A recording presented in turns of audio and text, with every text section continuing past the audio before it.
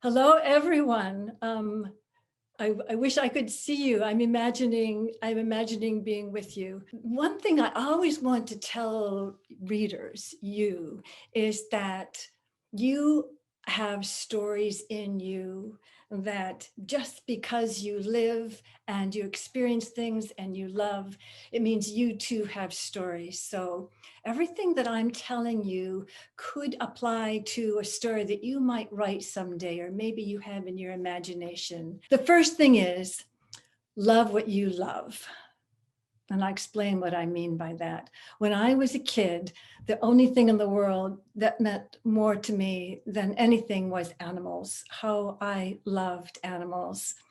And I desperately wanted a dog, but I couldn't have a dog where I lived. So I just had this pure love for a dog that I didn't own. This next line that I had, imagine magical objects or places or animals. To this panda, that snow was magic. He could lie on his back and he could roll down hills. And if I were to tell a story of a panda, it would have the magic of snow in it. And then a third thing is maybe it's just as important, because none of us as storytellers and writers would be doing this work if we didn't read tons of books. Stories come from many different places, and mostly, first of all, from a place that you care about something and you care about it enough that you want to write about it. Now, writing to me is a way to understand something. So sometimes I write about things that I don't know about. I'm just very, very curious.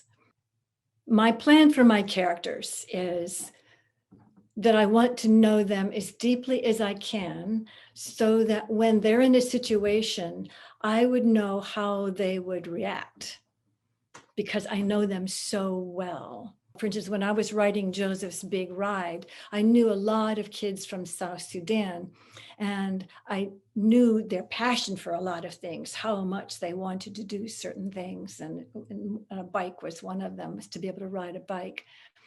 And I also knew something of their sense of pride when they could do something very well. So it's sometimes when I'm creating characters, I have someone in mind. Like I might know someone physically, or I might know someone of that culture.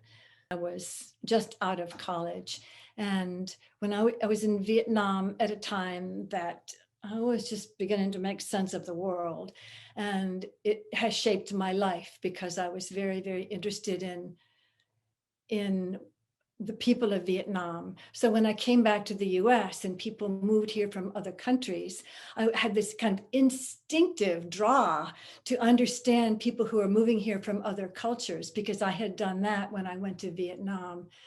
So that's part of my inspiration for writing about people who are new Americans, particularly the children